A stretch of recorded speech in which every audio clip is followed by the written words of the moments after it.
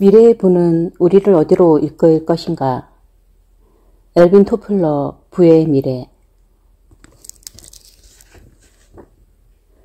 엘빈 토플러, 하이디 토플러. 금세기 최고의 미래학자 엘빈 토플러는 미국의 뉴욕 대학교를 졸업한 후 과학, 문학, 법학 등 여러 학문 분야에 걸쳐 5개의 명예 박사 학위를 받았다. 그는 공장 노동자 생활을 했는가 하면 신문 기자로도 일했으며 세계적으로 권위 있는 경제지인 포춘의 편집장, 코넬 대학교의 객원 교수를 역임하기도 했다. 미래 쇼크, 재산 물결, 권력 이동 등 그가 쓴 일련의 미래학 도서들은 세계적인 베스트셀러가 되었다. 엘빈 토플러의 아내이자 미래학자인 하이디 토플러는 법학과 문학 등 여러 분야에서 명예 박사 학위를 받았고 사회 사상에 대한 기여를 인정받아 이탈리아 공화국 대통령 메달을 수상했다. 토플러 부부는 토플러 어소시에이츠를 공동 창설하여 세계 여러 나라의 정부와 기업들을 대상으로 경제와 기술의 발전, 사회 변화에 대해 조언했으며 글로벌 트렌드에 대해 지필과 강연 활동을 활발히 이어갔다. 2016년, 2019년에 타계한 엘빈 토플러와 하이디 토플러의 인간에 대한 낙관과 애정의 기반을 둔 경제학적 통찰은 지금까지 우리 삶의 여러 분야에 막대한 영향을 미치고 있다. 일부 혁명. 선봉에서 서 있는 부. 이 책은 부의 미래에 관한 내용을 담고 있다. 여기에서 다루는 부는 보이는 부와 보이지 않는 부 모두를 포함한다. 이런 혁명적 형태의 부는 수년 내 우리에게 빠르게 다가와 개인의 삶과 기업, 세계를 재편할 것이다. 나는 이 의미를 설명하기 위해서 가정과 직장뿐만 아니라 일상생활의 복잡함과 시간적인 압박에 이르기까지 모든 것을 다룰 것이다. 진실과 거짓, 시장과 돈의 문제도 철저하게 파헤칠 것이다. 이를 통해 우리 내부와 주변 세계에서 벌어지는 변화와 그 변화에 반대하는 세력 간의 충돌에 대한 통찰력을 제공할 것이다. 또한 가정에서뿐만 아니라 전 세계적으로 나타나고 있는 극심한 빈곤에 대한 참신한 해결책도 던져줄 것이다. 그러나 이 희망적인 미래로의 초대장에는 한 가지 중요한 경고가 담겨있다. 혁명적 부와 관련된 여러 가지 위험이 산술적으로 증가하는 것이 아니라 기하급수적으로 증가한다는 사실이다. 심약한 사람들에게는 반갑지 않을 미래이다. 실제로 우리는 매일 이메일과 블로그의 폭격을 받고 있고 이베이는 우리 모두를 판매자로 만들고 있다. 메가톤급의 기업 스캔들이 신문 헤드라인을 장식하는가 하면 약물의 부작용이 너무 늦게 발견되어 복용 금지 조치가 뒤늦게 내려지기도 한다. 화성으로 날아간 로봇은 정교하고 정확하게 착륙하지만 컴퓨터, 소프트웨어, 휴대전화와 통신망은 끊임없이 작동 이상을 일으킨다. 한쪽에서는 지구온난화가 진행되고 연료전지가 등장하고 있다. 유전자 줄기세포가 격렬한 논쟁을 불러일으키고 있으며 나노는 새로운 기술의 성배이다. 그런가 하면 로스앤젤레스의 폭력 조직이 중앙아메리카 전역을 돌아다니며 군대와 맞먹는 조직을 운영하고 테러리스트 지망생인 13살 소년들은 프랑스를 떠나 중동으로 향하고 있다. 런던에서는 반유대주의가 그 역겨운 머리를 다시 쳐들고 있는데도 해리 왕자는 나치 군복을 입고 무도회장이 나타난다. 아프리카에서 에이즈가 한 세대를 전멸시키는 동안 아시아에서는 새로 생겨난 낯선 질병들이 세계로 확산될 기회를 노리고 있다. 수백만 명의 사람들은 혼란스러운 현실을 피하기 위해 혹은 잠시라도 잊기 위해 현실을 위장한 텔레비전 리얼리티쇼로 눈을 돌린다. 플래시 몹을 통해 수천 명의 군중이 모여 베개로 서로를 때리고는 흩어진다. 온라인 게이머들은 가상의 자아가 가상의 성이나 하녀들을 얻는 데 사용할 가상의 검을 구하기 위해 진짜 돈을 수천 달러씩 지불한다. 비현실이 판을 치고 있는 것이다. 이보다 더 중요한 사실은 학교, 병원, 가정, 법원, 감사기관, 노동조합 등 사회 질서와 안정을 부여했던 제도들이 위기 국면에서 제 기능을 발휘하지 못하고 있다는 것이다. 또한 미국의 무역 적자는 유례없는 수준으로 치솟고 있으며 국가 재정 상태는 술 취한 듯 비틀거리고 있다.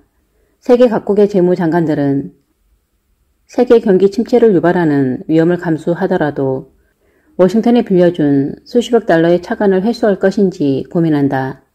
유럽은 EU 회원국 확대를 자축했지만 독일의 실업률은 50년 만에 최고치를 기록했고 프랑스와 네덜란드는 EU 헌법을 압도적인 표차로 거부했다. 그 사이에 중국이 세계 차세대 슈퍼파워가 될 것이라는 이야기가 꾸준히 들려온다. 이처럼 위태로운 경제 상황과 제도적인 실패가 결합되어 개개인들은 절망적인 상황으로 내몰리고 있다. 연금을 제대로 받을 수 있을지, 치솟는 기름값과 병원비를 감당할 수 있을지 의문을 가지게 된다. 갈수록 극심해지는 학교 폭력을 걱정하고 범죄, 마약, 도덕 불감증이 우리 사회를 파괴하지는 않을지 노심초사하고 있다. 그와 동시에 대혼란과도 같은 이 상황이 우리의 지갑에 어떤 영향을 미칠지 모두들 알고 싶어한다. 우리는 과연 지갑이나 간수할 수 있을까? 평범한 사람들뿐만 아니라 전문가들 역시 이런 질문에 답하는 걸 어려워한다. 기업 CEO들은 출퇴근 시간에 회전식 개찰구를 밀고 들어가는 승객들처럼 합병하고 매각하고 주식시장에 아부한다. 어느 달에는 핵심 역량을 키우는 데 주력하다가도 시너지 효과를 추구하고 급기야는 최신 경영 트렌드를 뒤쫓는다. 그들은 최신의 경제 예측 자료를 참고한다. 하지만 정작 예측 자료를 만드는 경제학자들은 죽은 아이디어의 묘지에서 방황하고 있다. 새로운 세계를 해독해내기 위해서는 시대에 뒤떨어진 비즈니스 기반에 대해 떠들어대는 경제학자들과 비즈니스 전문가들을 멈춰 세울 필요가 있다. 우리는 명백하다고 생각하지만 실상은 시대에 뒤떨어져 있는 원칙들의 이면을 탐구해야 한다. 그러므로 우리는 이제부터 소위 기반이라는 것을 바치고 있는 미탐구 영역인 심층 기반에 초점을 맞출 것이다. 심층 기반을 알고 나면 혼란스러워 보이는 오늘날의 세계를 이해할 수 있을 것이다. 조금은 덜 혼란스러워질 것이며 미처 알아차리지 못했던 기회들이 어둠을 헤치고 튀어나오는 걸 목격하게 될 것이다. 대혼돈은 우리 이야기의 일부분일 뿐이다. 대혼돈은 그 자체로 새로운 아이디어를 생성시킨다. 예를 들어 내일의 경제에는 하이퍼 농업, 신경자극 장치, 지능형 교통수단, 플래시마켓, 새로운 교육 형태, 비살상무기, 데스크톱 제조 방식, 전자화폐, 리스크 관리, 감시당하고 있다는 사실을 알려주는 사생활 보호 센서 등 홍수처럼 쏟아지는 수많은 상품, 서비스, 체험을 통해 다양한 비즈니스 기회가 열릴 것이다. 이들이 언제 수익을 낼지 혹은 수익을 내지 못할지 아니면 어떻게 융합될지에 대해서는 확신할 수 없다. 그러나 심층 기반을 이해하면 거대한 동시화 산업과 독립산업처럼 전에 알지 못했던 산업과 부분들, 새로운 시장의 요구를 인식하게 될 것이다. 부의 미래를 예측하려면 돈을 벌기 위해 하는 일만이 아니라 우리가 무보수로 행하는 프로슈머 활동도 살펴보아야 한다. 우리가 무보수 산출물을 얼마나 많이 만들어내고 있는지를 아는 것만으로 대부분의 사람들은 충격을 받을 것이다. 또한 많은 이들이 인식하지 못한 채 가지고 있는 보이지 않는 제3의 직업에 대해서도 살펴볼 필요가 있다. 생산 소비가 증가하고 있는 현 상황에서 프로슈머 경제를 논하지 않고서는 화폐 경제의 미래를 이해할 수도 예견할 수도 없다. 프로슈머 경제와 화폐 경제는 불가분의 관계로 이들이 모여 부창출 시스템을 형성한다. 이 관계를 인식하고 두 경제가 이어지는 통로를 이해하면 개개인의 삶에 대한 통찰력을 얻을 수 있을 것이다. 새로운 부창출 시스템은 자주 나타나는 것도 아니며 단독으로 오지도 않는다. 새로운 삶의 방식, 즉 문명을 동반한다. 새로운 비즈니스 구조와 함께 새로운 가족 형태, 새로운 종류의 음악과 미술, 음식, 패션, 신체적 미의 기준, 새로운 가치관, 종교나 개인의 자유에 대한 새로운 태도 등이 함께 밀려오는 것이다. 이 모든 것이 상호작용하며 새롭게 떠오르는 부창출 시스템을 구체화한다. 오늘날 미국은 부를 창출하는 혁명적인 방식을 기반으로 한 신문명에서 선두를 달리고 있다. 좋든 싫든 수십억 명의 세계인이 이미 이 혁명으로 인해 변화하고 있다. 전 세계, 각 나라, 지역이 그 여파 속에서 부상하거나 쇠퇴해간다. 그런데 오늘날 수백만 명의 세계인이 미국을 싫어하거나 증오하고 있다. 광적인 이들은 미국과 그 안에 있는 모든 것들을 불태워버리고 싶어 하기도 한다. 그들은 그러한 태도의 이유로 중동 정책과 여러 국제조약을 거부하는 모습에서 엿볼 수 있는 미국의 독선, 제국주의적 야망으로 간주되는 미국의 모든 행위 등 다양한 부분을 내세웠다. 하지만 중동의 평화가 정착되고 세계 모든 테러리스트가 평화주의자로 변신하고 각국의 민주주의가 민들레처럼 꽃을 피우더라도 다른 나라들은 여전히 미국을 두려운 눈으로 바라볼 것이다. 왜냐하면 새로운 부창출 시스템이 필연적으로 세계 각지에서 오래도록 유지해왔던 경제, 정치적 이익을 위협하기 때문이다. 게다가 미국에서 일어나는 새로운 부창출 시스템은 여성의 역할이나 인종과 소수민족, 동성애자와 관련하여 논란의 여지가 있는 변화를 가져왔다. 물론 미국에서 일어나는 문화가 개인주의를 주장하기 때문에 이 문화가 공동체에는 위협적으로 보이기도 한다. 심하게는 과거 경제시대에 개인에게 부과되었던 전통적인 성적, 도덕적, 정치적, 종교적 생활 양식의 구속을 약화시키는 것으로 여겨지기도 한다. 그렇기 때문에 젊은이들을 허무주의에 빠지게 하고 방종과 타락으로 깨어내는 것처럼 보이기도 한다. 결론적으로 전 세계적인 반미 감정을 부추기는 것은 혁명적 부와 그에 동반되는 사회문화적인 변화이다. 하지만 더 이상 혁명적인 부창출 시스템에 있어 미국의 독주는 없다. 다른 나라들도 미국을 따라잡기 위해 달리고 있으며 미국이 앞으로 얼마나 더 선도 자리를 유지할 수 있을지는 알 수 없는 일이다. 혁명적 부가 뿌리내리기 시작한 때는 미국에서 화이트 칼라와 서비스업 종사자가 블루 칼라 노동자 수를 넘어선 1956년으로 추정할 수 있다. 논쟁의 여지는 남아있지만 노동력 구성 면에서의 이 특징적인 변화는 육체노동을 기반으로 하는 산업경제에서 지식이나 정신노동을 기반으로 하는 경제로 변화하기 시작한 시발점이었다. 지식을 기반으로 하는 부창출 시스템은 여전히 신경제로 불리고 있다. 이 책에서도 편의상 그렇게 부를 것이다. 하지만 이미 1950년대 중반에 당시에는 크고 비싼 제품이었던 1세대 컴퓨터들이 정부 간사에서 비즈니스계로 옮겨가고 있었다.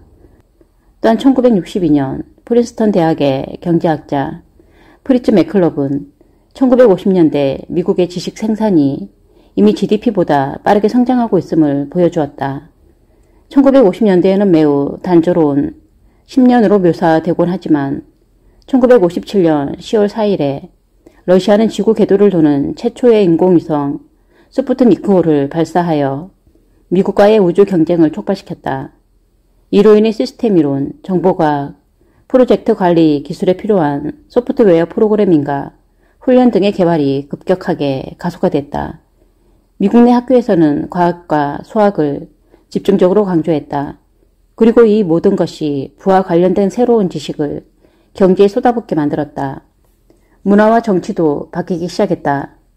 수세기 전의 산업혁명이 새로운 이념과 예술 형태, 가치관, 정치운동과 신기술을 끌어들인 것처럼 미국의 지식 경제에서도 그와 같은 현상이 발생했다.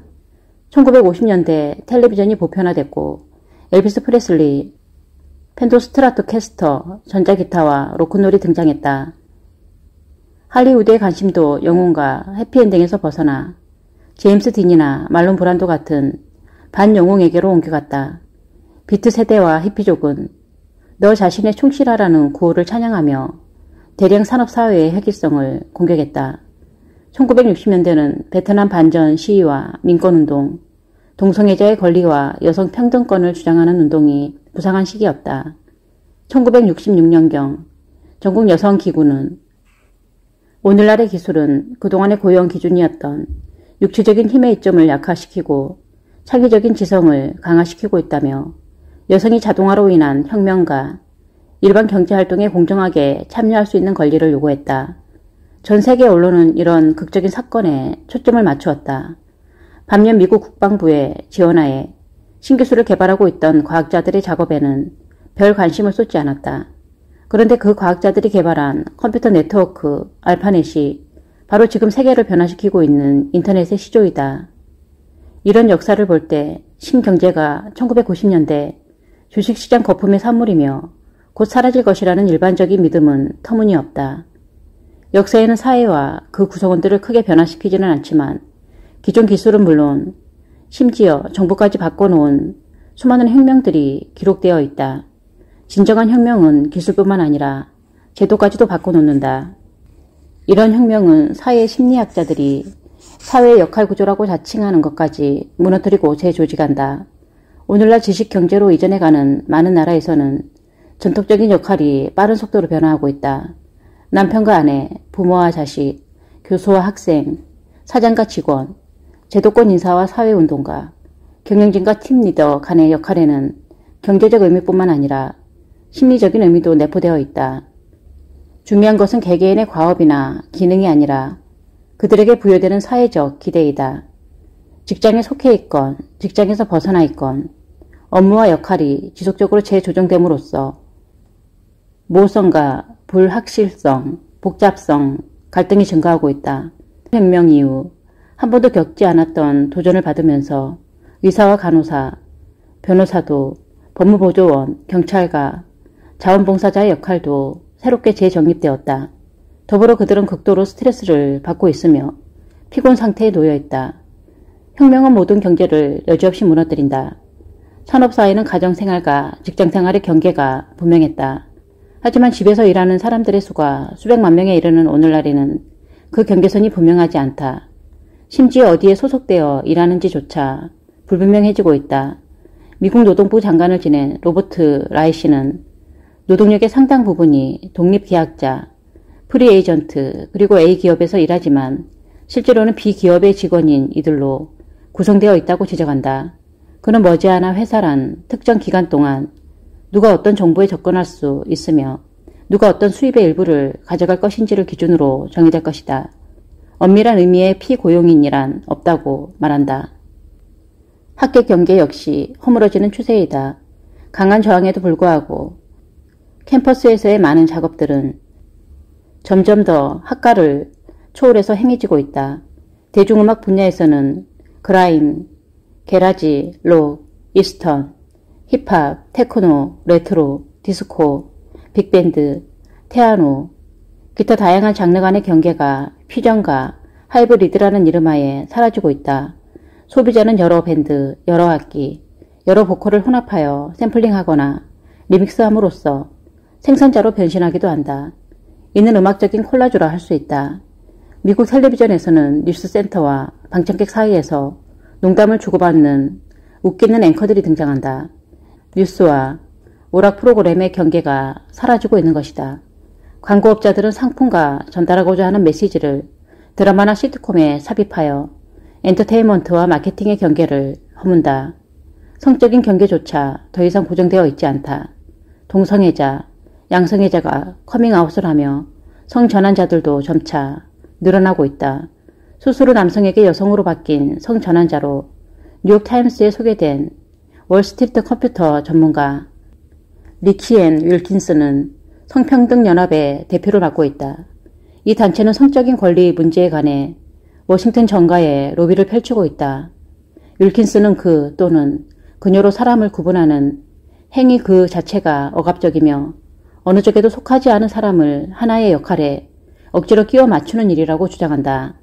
하루하루 경제기술의 사회적 변화가 쇄도하는 상황에서 이러한 새로운 역할과 권리가 모두 살아남는다고 확언할 수 없다. 그러나 오늘날 혁명적인 변화의 성격을 가소평가하는 것은 착각 속에 사는 것과 같다. 세계는 되돌릴 수 없을 정도로 극적으로 변화하고 있다. 지금 지구상에는 8억 대 이상의 PC가 있다. 7, 8명 중 1명꼴로 PC를 보유한 셈이다. 더불어 지구상에 존재하는 컴퓨터 칩은 5천억 개가 넘는다. 그중 상당수는 1억 개 이상의 트랜지스터를 내장하고 있다. 이는 휠에 패커드가 수십억이나 수조 개에 달하는 분자 크기의 트랜지스터를 작은 칩 하나에 담는 방법을 개발해냈기에 가능해진 일이다. 오늘날 한 사람이 살아있는 동안 켜거나 끄는 디지털 스위치의 개수는 45개에 달한다. 최근에는 매년 1000여 개에 달하는 보다 더 강력한 반도체 칩들이 시장에 밀려들어 올 것으로 추정된다. 지난 2002년 일본은 지구 기후변화를 예측하는 어스 시뮬레이터라는 슈퍼컴퓨터를 만들었다. 이 컴퓨터는 당시 최고 성능의 컴퓨터 7대가 합동하여 연산하는 것보다 더 빠른 연산 능력을 갖추었는데 초당 40조 회의 연산을 할 수 있다. 2005년에는 로런스 리버모 국립실험실이 보유한 컴퓨터가 1초에 무려 136조 회의 연산을 수행해냈다. 과학자들은 컴퓨터가 초당 1000조 회의 부동소수점 연산이 가능한 페타플롭 속도에 도달할 것이라고 예측하고 있다. 한편 전 세계 인터넷 사용자의 수는 8억에서 10억 명 정도로 추정된다. 이 모든 칩들과 컴퓨터, 기업, 그리고 인터넷 연결이 사라질 것이라고 생각하는 사람이 있을까? 또는 세계의 17억 휴대전화 사용자들이 이 전화기를 버리겠는가? 사실 이것들 역시 하루가 다르게 진보하여 다재다능한 디지털 장치로 진화하고 있다. 그렇기 때문에 사회 내에서 역할이나 모호해지는 경계와 병행하여 지식 인프라도 더 빠른 속도로 변화하고 있다. 여기서 파생되는 변화를 생각하면 지금까지 일어난 변화는 오히려 사소하게 느껴질 수도 있다. 이 변화는 몇몇 선진국에서만 일어나는 일이 아니다. 미국이 이 발전의 선봉에 서 있기는 하지만 더 이상 미국만의 현상도 아니다. 조만간 중국어는 인터넷에서 가장 널리 사용되는 언어가 될 것이다. 한편 한국의 젊은이들은 수천 개의 인터넷 카페에서 데이트를 하며 덴마크, 캐나다의 젊은이들과 함께 온라인 게임을 즐긴다. 코스타리카, 아이슬란드, 이집트는 소프트웨어를 수출하고 있고 5년 후 베트남의 소프트웨어 수출액은 5억 달러에 이를 것으로 보인다. 브라질의 인터넷 사용 인구는 2200만 명을 넘어섰고 해시PC는 마이크로소프트, 모토로라 등의 해외 업체와 수백 개의 자국 업체를 유치하여 정보기술 집적단지를 조성하고 있다.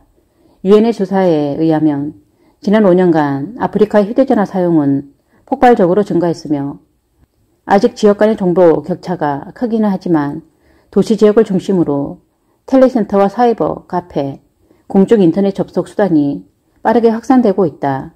이런 변화들이 한데 모여 하나의 거대한 전세계 정보기술 시장을 형성하고 있는데 디지털 플래닛 2004의 집계에 따르면 이 시장의 규모는 연간 2조 5천억 달러에 달한다. 또한 시장에 참여하고 있는 업체는 전 세계 75만 개 사이에 이른다.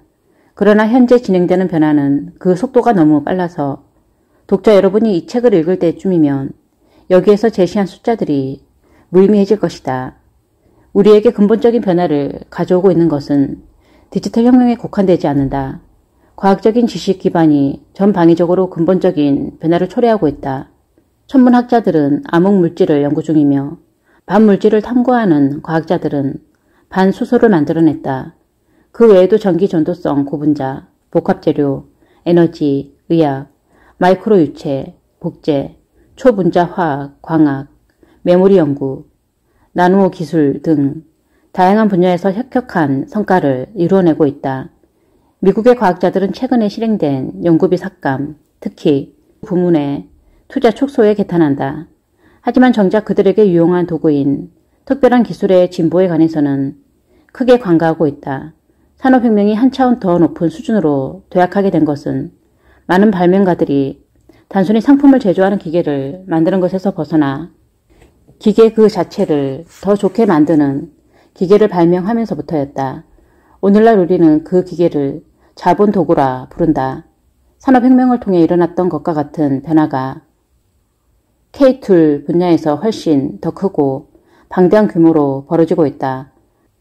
과학자들은 진보된 슈퍼컴퓨터와 슈퍼소프트웨어, 인터넷과 외부로 무장하면서 협력 연구를 빠르게 진행할 수 있는 강력한 도구를 갖게 되었다.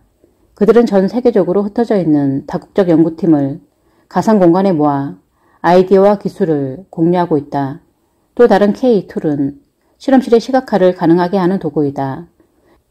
기본적으로 연구자들은 쌀 한 톨에 내부를 걸어 다닐 수 있는 도구를 얻게 되었다. 다시 말해 쌀이 성장할 때 내부 구조가 어떻게 형성되는지를 시각적으로 관찰하고 쌀이 저장, 가공, 선적, 요리되는 과정을 지속적으로 지켜볼 수 있다. 연구자들은 쌀이 소화되는 동안 사람의 소화기관 내부를 관찰할 수 있다. 과학 잡지나 웹사이트에는 전보다 더 발전했기에 더 빠르게 작동하여 사용자의 시간을 절약해준다는 실험실 자동화 기술에 관한 광고가 넘쳐나고 있다. 로시 어플라이드 사이언스는 당신의 연구를 자동화하라 라는 카피 문구와 더불어 어떠한 샘플 재료에서건 바이러스 핵산을 분리해내는 시간은 불과 2시간 미만, 실시간 PCR 분석은 40분도 채 걸리지 않는다라고 광고한다. AB 어플라이드 바이오 시스템즈도 어떠한 항로를 선택하든 우리의 DNA 분석기가 더 빠르게 목적지까지 데려다 줄 것이다 라고 광고한다. 하지만 아무리 빠르다고 한들 핵물리학 분야에 비하면 아무것도 아니다. 원자 핵을 도는 개별 전자의 불규칙한 운동을 연구하기 위해서는 극도로 짧은 전자파를 방사해야 한다. 이는 짧으면 짧을수록 더 좋다. 최근 네덜란드와 프랑스의 레이저 과학자들은 겨우 250 아토세컨드 동안 성강 펄스를 만들어내면서 최고 기록을 경신했다. 하지만 원자핵 안에서 어떤 일이 벌어지고 있는지를 연구하기 위해서는 220 아토세컨드도 너무 느리다. 미국의 연구자들은 헥토세컨드로 측정할 수 있는 성강을 만들어내기 위해 레이스트론 작업에 열중하고 있다. 이런 광범위한 분야의 다음 단계는 명확하다. 우리는 지식 습득에 사용되는 강력한 자본 도구를 만들어내고 있으며 머지않아 그 자본 도구를 만들기 위한 새로운 자본 도구를 보게 될 것이다. 더 많은 과학자, 더 강력한 K-툴, 즉시적인 커뮤니케이션, 보편화된 협력 연구, 광범위한 지식 기반이 하나로 결합되면서 과학 자체의 경계가 변화하고 있다. 한때 B급 공상과학 영화 수준으로 간주되던 질문들도 새롭게 재조명되고 있다. 오늘날의 과학자들은 시간여행, 사이보그, 영생불사, 반중력장치, 의학의 변형, 비화석 연료 자원의 무한한 제공 등 기존 과학으로는 설명할 수 없어서 미개척 영역으로 두었던 것들에 대해 자유롭게 이야기한다. 이를 공개적으로 논의한다고 해서 자신의 명예에 손상이 가해질까 걱정할 필요가 없는 시대이다. 게다가 이런 주제에 대한 토론은 1970년 미래 쇼코에서 언급했을 때와 달리 이제 더 이상 논의로 할 수 있는 문제가 아니다. 이러한 분야에서 노력을 기울이고 있는 이들은 머리를 산발한 과학자들만이 아니다. 세계 굴지의 기업과 군대에서 이 같은 연구에 엄청난 자금을 투자하고 있다. 연구실에서는 매일같이 새로운 발견이 이루어지고 있다. 그중 많은 것들은 심오한 도덕적인 문제들을 제기할 것이다. 줄기세포 연구와 복제로 인해 겪고 있는 갈등이 좋은 사례이다. 우리는 이제 생물의 유전자를 조작할 수 있는 기술을 확보하고 있다. 그것이 지식 기반 경제 하에서 생물학적으로 똑똑한 아이들을 원하는 부모들에게 어떤 의미가 될 것인지 생각해보라. 또한 그런 조작으로 인해 야기될 사회, 정치적 위험들에 대해서도 생각해 봐야 한다. 이 모든 돌파구들이 우리를 어디로 이끌어갈지 확실하게 알 수는 없다. 또한 소비자의 구미에 맞고 기업 혹은 정부가 공급하기로 결정할 만큼 실용성과 수익성을 겸비한 제품이나 서비스가 탄생할지도 알 수 없다. 생각하건대 오늘날 선두에 선 기술적 돌파구들은 대부분 상품화되지 못하고 사장될 것이다.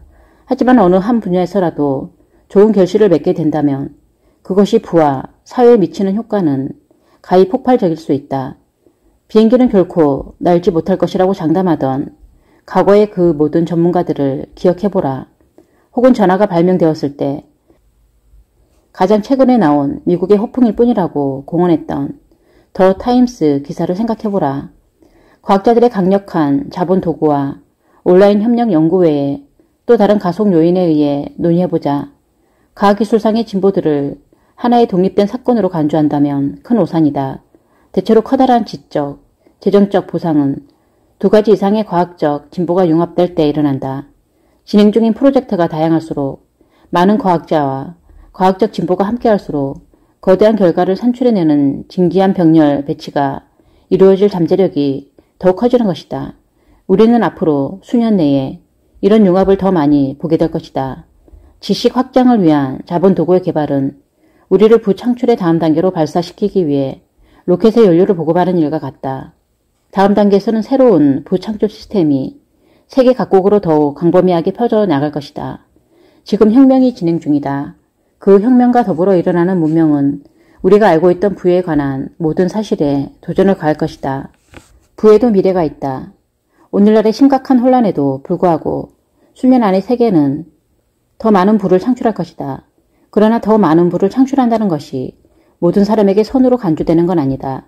필요 이상의 부를 추구하는 일이 자연스럽지 못한 것이라고 판단했던 아리스토텔레스 같은 고대 인들로부터 부는 척복한 재산이라고 주장했던 19세기 사회주의자들과 무정부주의자들, 소비자 제일주의를 저주하고 자발적인 소박함을 권고하는 오늘날의 많은 환경원리주의자들에 이르기까지 부라는 이름에는 악명이 따라붙어 왔다. 법정에 서 있는 피고인은 유죄 판결이 나기 전까지는 무죄라는 법률적인 보호를 받지만 부는 그렇지 못하다. 부 자체는 어느 쪽도 아닌 중립이다. 따라서 이 책에서는 부의 유죄가 입증될 때까지 무죄로 간주한다. 중요한 것은 누가 부를 가졌고 누가 갖지 못했는가, 그리고 부가 어떤 목적으로 사용되고 있는가이다. 멕시코 작가 가브리엘 자이드가 쓴 것처럼 부는 결국 모든 가능성의 축적물일 뿐이다. 약간의 차이는 있지만 어떤 형태의 부는 보편적으로 선한 것으로 여겨진다. 건강, 사랑과 강한 유대감으로 결합된 가족, 서로에 대한 존중과 같은 것이 그렇다. 경제학자들의 계산에는 쉽게 포함되지 않겠지만 이런 항목이 부라는 데는 이견이 없다. 그러나 일상적으로 부란 용어는 금융자산만을 의미한다는 해석이 일반적인 협의이고 그에 따라 과욕 등의 좋지 않은 함의를 갖게 되었다. 부는 어떤 이에게는 자신의 주관적인 필요 수준보다 더 많이 소유하는 것을 의미한다. 하지만 아무리 많아도 충분하지 않은 사람도 있다. 상대적으로 가난한 이들에게 부의 의미는 덜 주관적이다. 굶주린 아이가 있는 엄마에게 하루하루 한 줌의 쌀은 무한한 가치를 지닌 부일 수 있다. 따라서 부가 어떤 의미이건 적어도 여기에서 말하는 부는 단순히 페라리 2대를 소유했다는 식의 의미가 아니다. 부와 돈은 동의어가 아니다. 잘못된 인식이 만연해 있기는 하지만 돈은 여러 가지 부의 증거 혹은 상징적인 표현 중 하나에 불과하다. 때때로 부는 돈으로 살 수 없는 것을 얻게 해준다. 따라서 누구든 부의 미래를 가장 포괄적으로 이해하려면 그 근원인 욕망을 파악하는 것부터 시작해야 한다.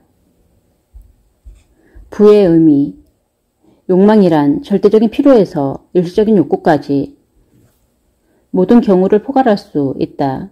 어떤 경우이건 부는 갈망을 만족시키는 그 무엇을 의미한다. 부는 참을 수 없는 갈망을 해소해준다. 한 번에 한 가지 이상의 욕망을 만족시킬 수도 있다.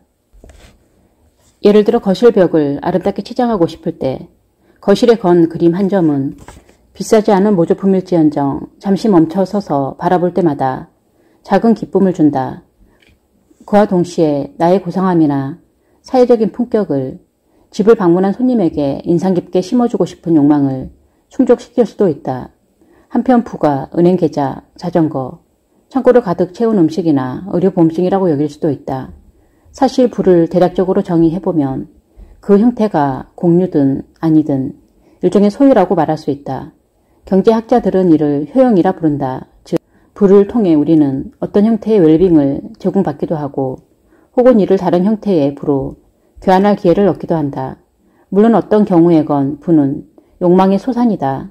그렇기 때문에 부에 관한 생각 자체를 혐오하는 사람들이 생겨나기도 하는 것이다. 일부 종교에서는 욕망에 오명을 씌운다. 금욕적인 믿음은 많이 바라지 말라, 최소한의 것으로 살아라 라고 설파하며 가난을 인내하라고 하며 욕망을 채우려 하기보다 줄임으로써 행복을 추구하라고 전한다. 오랜 세월 동안 인도가 바로 그렇게 살아왔다. 지독한 가난과 비참한 일상이 만연한 상태로 말이다. 이에 비하여 프로테스탄트 윤리는 오히려 정반대의 메시지를 전파했다. 물질적인 욕망을 억누르라고 말하는 대신 열심히 일할 것, 검약할 것, 정직할 것이라는 윤리를 전했다. 그리고 이를 지키면 하나님이 욕망을 채우도록 도와주실 것이라 약속했다. 서양에서는 대부분 이 가치관을 받아들여 부를 키웠다. 또한 욕망을 지속적으로 자극하기 위한 끝없는 욕망의 기계, 즉 광고를 발명해냈다. 1970년대 중국의 지도자 덩샤오핑은 부자가 되는 것은 영광스러운 일이라고 역설했다. 그의 말은 세계 인구의 5분의 1에 달하는 중국인의 가슴 속에 억제되어 있던 욕망을 자극하여 오랫동안 지속되었던 가난으로부터 중국을 해방시켰다. 미국의 텔레비전 화면에서는 주식 중계, 머니, 월스트리트 저널 같은 출판물에 대한 광고가 시시각각 쏟아져 나온다. 정보와 광고를 결합한 인포머셜은 세금을 절약하고 주식이나 부동산으로 한몫 단단히 잡아 햇볕 따사로운 자신의 섬으로 은퇴하는 방법을 약속한다. 엄청나게 밀려드는 메시지의 폭격은 욕망을 정당화하고 선동한다. 미국의 기업들이 신문, 잡지, 텔레비전, 라디오, 광고 인쇄물, 비즈니스 출판물, 전화번호부, 인터넷 광고에 쏟아부은 액수는 2004년 한 해에만 2640억 달러에 달한다. 같은 해 유럽에서는 1250억 달러, 일본에서는 560억 달러가 광고비로 지출되었다. 요약하면 모든 사회의 지도층은 금욕주의와 이데올로기, 종교, 광고, 기타 다른 수단을 통해서 의식적이든 무의식적이든 사회 전반의 욕망을 관리해 왔으며 그것이 바로 부창출의 출발점이었다. 단순하게 욕망을 자극하거나 탐욕을 찬양한다고 해서 모든 사람이 꼭 부자가 되는 건 아니다. 욕망을 선동하고 부를 추구하는 문화가 필연적으로 부를 창출하는 것도 아니다. 하지만 가난의 미덕을 강조하는 문화에서는 그들이 추구하는 가치대로 머물 수밖에 없다. 2부 심층 기반 부의 물결 인류는 수천 년 동안 부를 창출해왔다. 지구상의 모든 가난에도 불구하고 인간은 부를 창출하는 것에 점점 더 익숙해졌다. 그러지 않았다면 현재 지구상에 있는 65억 인구를 부양할 수 없었을 것이다. 또한 지금처럼 오랜 수명을 누리지도 못했을 것이고 영양 결핍자보다 과체중자가 많아지지도 않았을 것이다. 이 모든 것을 성취로 여길 수 있을지는 모르겠지만 인간은 쟁기와 마차, 전기 엔진과 맥도날드 햄버거보다 더 많은 것을 창조하여 오늘과 같은 현실을 이루겠다. 즉, 부창출 시스템이라 부르는 것을 계속해서 발명해온 것이다. 이것은 역사상 가장 중요한 발명품에 속한다. 일반적으로 부는 필요나 욕구를 채워주는 대상이다. 그리고 부창출 시스템이란 돈이든 혹은 다른 무엇이든 부가 창출되는 방식을 의미한다. 진정한 부창출 시스템이 생겨나기 훨씬 이전에 인간은 최소한의 생필품을 찾아 수렵 채집하며 사는 유목 사냥꾼이었다. 동물을 길들이기 시작하면서 사냥과 채집 생활은 점점 무리지어 모이는 군락 생활이나 목축 생활로 변모해갔다. 하지만 이런 생활은 부창출 시스템이라는 용어에 그다지 적합하지 않은 생존 시스템이었다. 진정한 의미의 부창출 시스템이 최초로 갖춰진 것은 인간이 경제적인 잉여 생산물을 산출할 수 있게 되면서부터다. 태고부터 수없이 많은 방법으로 잉여 생산물을 산출하기 위한 시도들이 행해졌는데 역사적으로 볼 때 그 방법을 크게 세 가지 범주로 구분할 수 있다.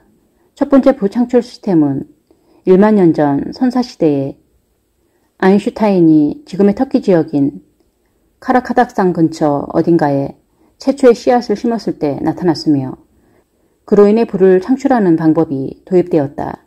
자연이 채워주기를 기다리는 대신에 제한적으로나마 인간이 원하는 식으로 자연을 활용할 수 있게 된 것이다. 농업의 발명은 농사가 잘된 해에 농사를 지은 사람이 생계를 해결하고 나서 약간의 잉여 생산물을 산출하게 만들었다. 즉, 우리 선조들은 방랑하는 대신에 일정한 장소에 정착하여 마을을 이루고 근처 들판에서 농작물을 경작할 수 있게 되었다. 농업은 서서히 세계 각지로 퍼져나갔으며 새로운 삶의 방식을 가져다 주었다. 사람들은 앞으로 닥칠지 모르는 궂은 날씨를 대비해 약간의 잉여 생산물을 저장할 수 있게 되었다. 그러나 시간이 흐르면서 병사와 사제, 세금 및 곡물, 징수원들의 지원을 받는 군벌, 귀족, 왕처럼 지배권을 쥔 엘리트들이 잉여 생산물의 전부 또는 부분을 통제하게 되었다. 그 잉여 생산물이 왕조를 이루고 그들의 호화로운 생활을 뒷받침하는 부를 형성하게 해준 것이다. 그들은 웅장한 궁궐과 사원을 지었으며 사냥을 스포츠로 삼을 수 있게 되었다. 더욱 많은 잉여 생산물을 산출하기 위해 군사력을 동원해 토지, 노예, 농로를 확보했고 정기적으로 전쟁을 벌였다. 소작농들은 굶어 죽어 가는데도 왕실은 잉여 생산물로 예술가, 음악가, 건축가, 주술사들을 지원했다. 이러한 부의 제1물결은 지역의 경계를 넘어 이동하며 농업 문명을 탄생시켰다. 수천 년 동안 농업은 사냥과 채집보다 훨씬 수익성이 좋은 가장 진보된 생산 방식이었다. 역사가 린 화이트는 서기 1100년경에 무거운 쟁기, 경작지, 농사와 목축의 새로운 통합, 삼포식 농법, 근대식 마구와 편자, 물추리 막대가 결합하여 완전한 농업 개발 시스템이 만들어졌다면서 대서양에서 드네프르 강까지 북유럽에 걸쳐 농업 변형의 영역이 뻗어나갔다고 말한다. 부의 제1물결은 노동의 역할 분담을 초래했고 교역과 물물거래, 판매와 구매의 형태로 교환의 필요성을 불러일으켰다. 그러나 굶주림과 극심한 가난은 여전히 남아있었다. 역사가 테오필로 루이지에 의하면 1300년대까지만 해도 3년이나 5년마다 기근이 유럽의 일부 지역을 강타했다. 볼로냐 대학의 피에르 캄포레시는 17세기에 걸쳐 기근은 거의 구조적인 성격을 지니게 되었다고 지적했다. 또한 역사학자 리처드 더는 함부르크에서는 1565년 한 해에만 주민의 4분의 1가량이 기아로 죽어나갔고 베니스에서는 1575에서 1577년까지 3년간 3분의 1이 656년 나폴리에서는 거의 절반이 사망했다고 말한다. 기근이 한창이던 1528년 무렵에 공연된 어느 풍자극에서 주인공은 이런 대사를 읊는다. 나는 나 자신을 죽이리.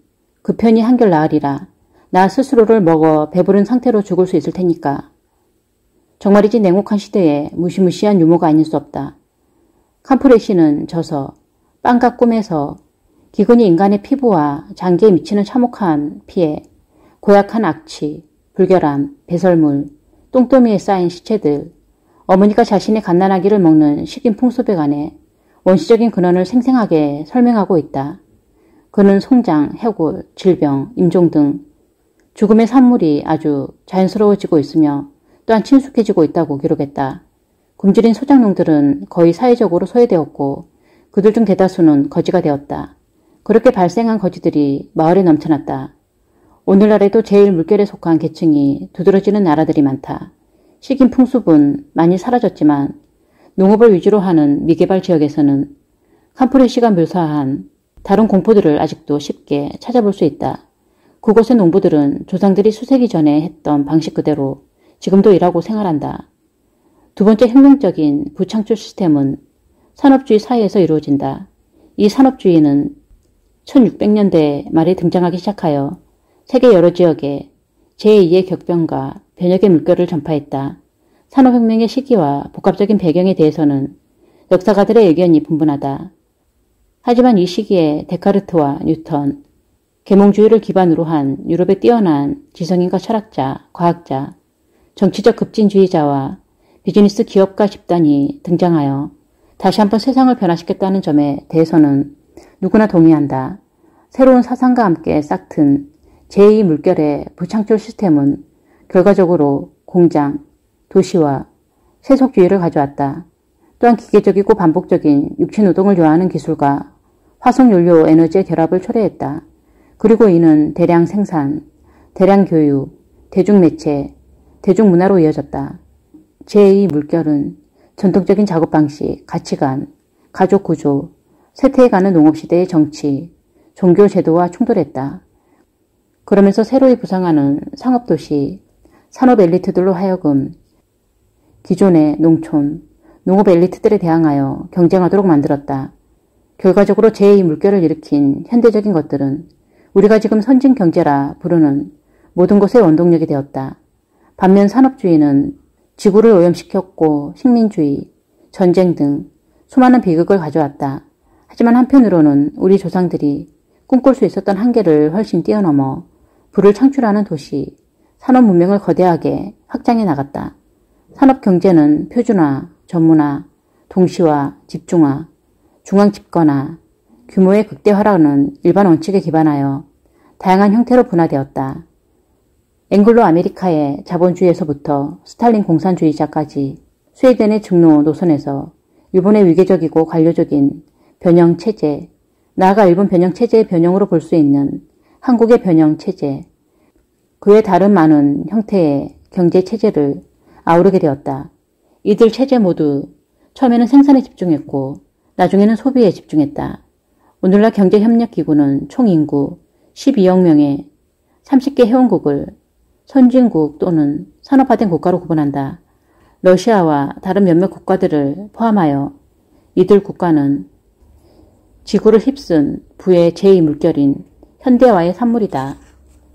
가장 최근에 도래한 부의 산물결은 산업생산, 토지, 노동, 자본의 전통적인 요소들을 훨씬 정교한 지식으로 대체해 나가며 산업주의의 모든 원칙에 도전한다. 지금도 제3물결은 폭발적으로 퍼져나가고 있다. 제2물결의 부창출 시스템이 대량화를 가져왔다면 제3물결은 생산과 시장, 사회를 탈대량화로 유도한다. 제2물결인 산업사회가 핵가족화를 지향하여 제1물결인 농업사회의 대가족 제도를 대체했다면 제3물결은 다양한 가족 형태를 인정하고 받아들인다. 또한 제2물결이 극심한 수직선 위계 구조를 구축한 반면 제3물결은 조직을 수평화하고 네트워크 구조나 다른 대안 구조로의 전환을 요구한다. 이런 현상은 급격한 변화의 서막에 불과하다. 제2물결 경제의 핵심 기능이었던 손으로 만질 수 있는 물건의 제조는 일반 상품화되어 비교적 단순한 저부가가치 활동이 되어가고 있다. 반면 재무, 디자인, 기획, 리서치, 마케팅, 광고, 유통, 경영, 서비스, 재활용처럼 손으로 만질 수 없는 기능들은 더 어려운 일이며 비용도 많이 든다. 이런 기능은 금속을 재련하는 등의 육체노동보다 더 많은 부가가치와 수익성을 창출하며 경제 여러 분야에 중대한 변화를 일으킨다. 세 가지 부의 물결은 세계 여러 나라에서 각각 서로 다르게 전개된다. 예를 들어 중국, 브라질, 인도 같은 나라에서는 세 가지 부의 물결이 동시에 중첩되어 전개되고 있다. 제1물결의 주체인 농민들이 토지를 인계하면서 수렵 채집하는 사람들이 사라져가고 농민들은 제2물결인 공장이 있는 도시로 일자리를 찾아 이동한다. 그리고 제3물결이 도래하여 인터넷 카페와 소프트웨어 관련 창업이 늘어나고 있다. 이런 물결의 이동은 세태와 혁신, 실험이 상호 결합되어 일어난다. 즉, 구제도가 역기능을 일으켜 사람들이 새로운 생활 양식, 새로운 가치관, 새로운 신뢰체계, 새로운 가족 구조, 새로운 정치 형태, 그리고 새로운 형식의 예술, 문학, 음악, 새로운 남녀 관계의 형성 등이 시도될 때 물결 이동이 이루어진다. 부창출 시스템은 이 시스템이 구축되는 사회와 문화 없이는 지속될 수 없다. 또한 두 개 이상의 부창출 시스템이 맞부딪히면 사회와 문화 자체도 혼란을 겪는다. 이처럼 제1물결의 부창출 시스템이 주로 키우는 것을 제2물결이 만드는 것을 기반으로 했다면 제3물결의 부창출 시스템은 서비스하는 것, 생각하는 것, 아는 것, 경험하는 것을 기반으로 한다. 산업경제가 농업경제보다 훨씬 많은 부와 잉여 생산물을 산출했던 것처럼 아직 불완전하기는 하지만 오늘날 부상하고 있는 제3물결의 부창출 시스템은 이전 시스템들이 창출해낸 부의 양을 왜소해 보이게 만든다. 물론 제3물결의 부창출 시스템은 금전적인 부만 아니라 인간적인 부, 즉 우리 자신과 사랑하는 이들을 위해 만들어내는 비화폐적인 부도 증가시킨다. 세 가지 부창출 시스템은 일상생활과 사회에 각기 다른 원칙을 부과한다. 각기 다른 형태와 양의 부를 산출하며 전혀 다른 생태적, 문화적인 결과를 초래한다. 그리고 근본적으로 다른 세 가지의 생활 양식을 만들어낸다. 방글라데시 시골 농부와 독일 켈른의 포드 자동차 조립 라인 근로자, 시애틀이나 싱가포르의 소프트웨어 개발자의 삶을 비교해보라. 심지어 같은 인도에 사는 사람들 간에는 차이가 난다. 비하르의 농부, 뭄바이의 공장 노동자와 벵갈루루의 프로그래머가 얼마나 다른 삶을 살고 있을지 생각해보라. 그들은 각기 다른 부창출 시스템 안에서 움직이고 각기 다른 세계에서 살아간다. 이 차이와 그로 인한 결과를 이해하려면 경제학자나 금융 전문가들이 우리를 데려가지 못하는 더 깊은 곳으로 가볼 필요가 있다. 미래의 부를 좌우할 수 있는 심층 기반으로 말이다. 매일 아침 세계 각지 수백만 명의 사람들은 인터넷에 접속해 주가를 확인하거나 신문의 경제면을 훑어본다. 혹은 경제 뉴스를 보기 위해 텔레비전을 켠다. 경우에 따라서는 세 가지를 한꺼번에 하기도 한다. 그런 다음에야 아침 식사 메뉴를 생각한다. 어떤 이들은 주식 포트폴리오의 변화나 금리 변동을 자동적으로 알려준다면 두뇌에 마이크로 칩이라도 박아두겠다고 할 것이다. 조만간 기꺼이 그렇게 할 사람들이 생길 것이다. 그때까지 상하이의 주부, 뉴욕의 택시기사, 프랑크푸르트의 외환 딜러들은 로이트 통신, 블룸버그, CNBC, CNN, BBC와 세계 각지의 그들 파트너들, 라이벌들이 하루 86,400초 동안 실시간으로 던져내는 정보를 감당해야 한다. 온라인과 오프라인으로 이 모든 뉴스를 제공하는 일 자체가 세계적인 산업이 되고 있다. 언론과 언론이 제공하는 엄청난 양의 정보 혹은 잘못된 정보가 주식시장과 세계 화폐 경제에 어떤 영향을 미치고 이를 어떻게 왜곡시키는지 이해하는 건 불가능하다. 그럼에도 목소리를 높이는 전문가들은 갖가지 주식 동향과 비즈니스 변화, 경제적인 변동이 기반의 변화 때문에 이루어진다고 자신있게 주장한다. 제너럴 모터스의 수석 이코노미스트는 미국의 주류 경제 기반은 튼튼하다고 말한다. 타임워너 텔레콤 회장은 지난 12개월 동안 주가가 90% 폭락한 후 무기력한 경제에서도 성공을 거둔 것은 건전한 비즈니스 기반 덕분이다라고 말한다.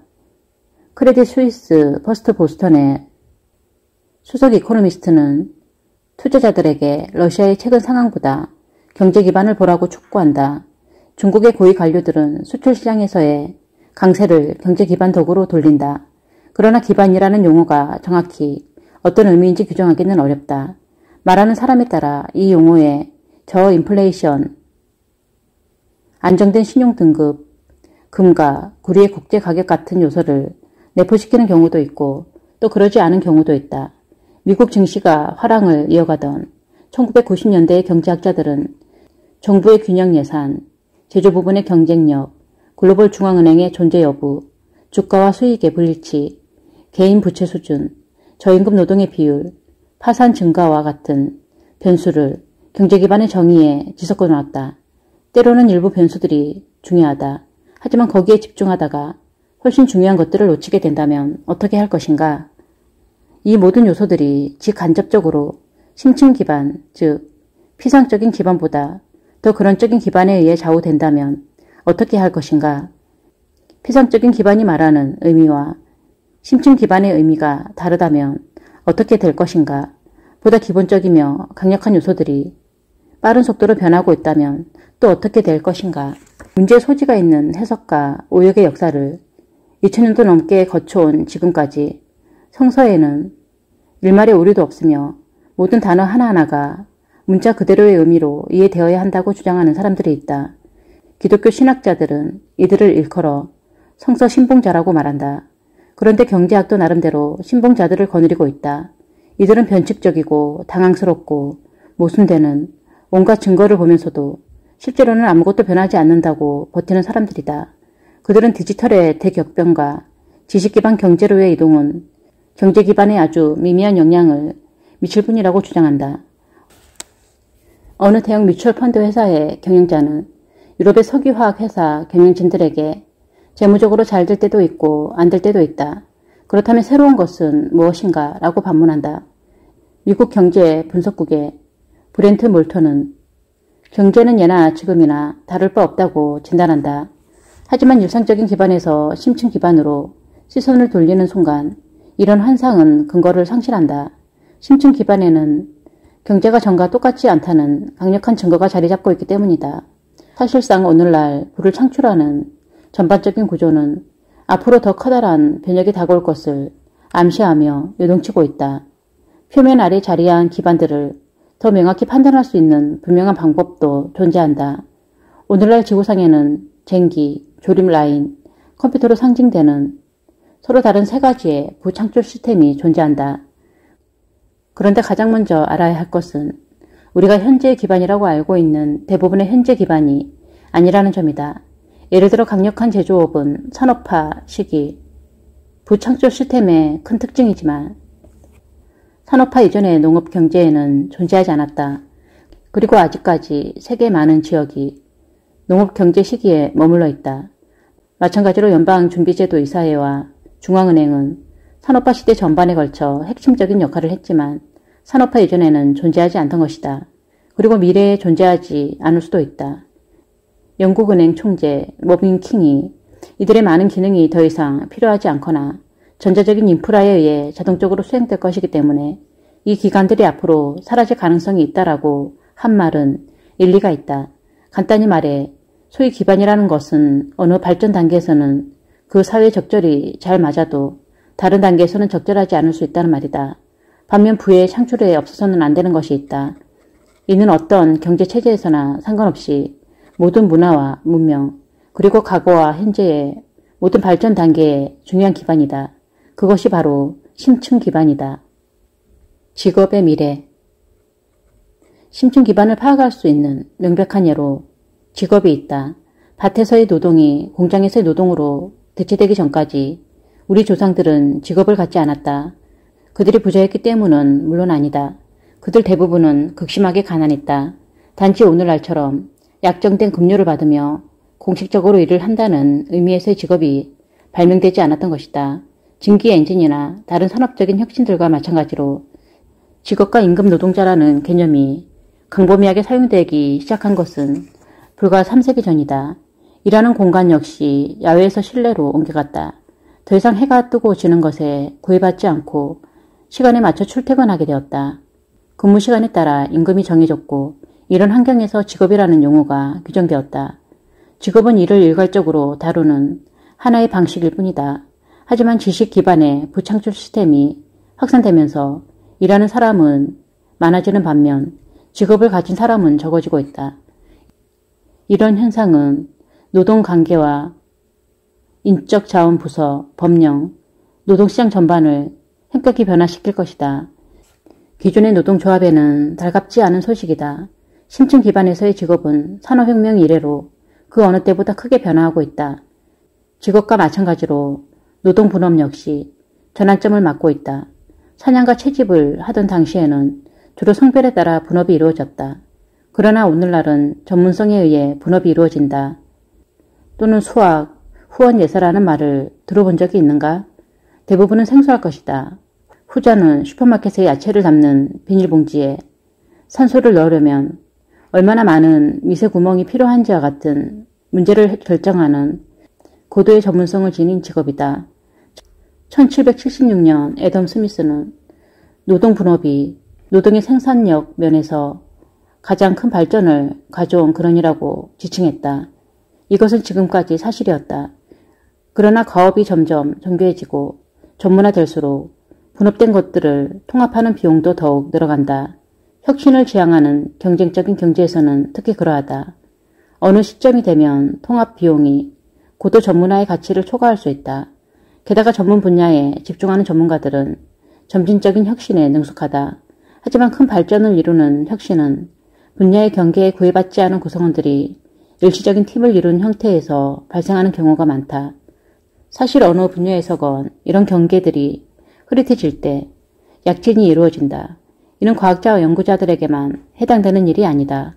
새로운 부창출 시스템은 임시 목적을 위해 임시 기술 집단들이 조직되는 식의 완전한 재편성을 경제 전반에 걸쳐 요구한다.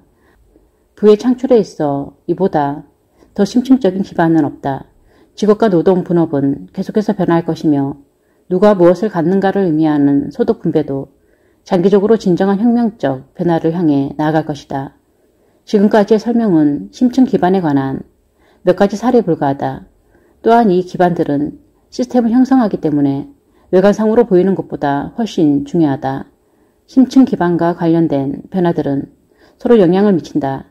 이 변화에는 에너지, 환경, 가족 구조를 비롯하여 피상적이고 일상적인 기반 아래에서 지층을 송두리째 뒤흔들며 빠르게 변화하는 모든 것을 포함한다.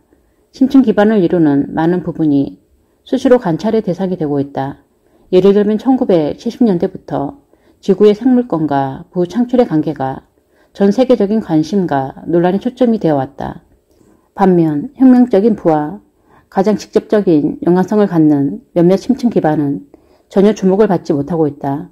그러므로 우리는 이제 낯선 미지의 영역으로 들어가 가장 빠르게 변화하고 있으며 가장 강력하고 매혹적인 세 가지 심층 기반을 탐험할 것이다.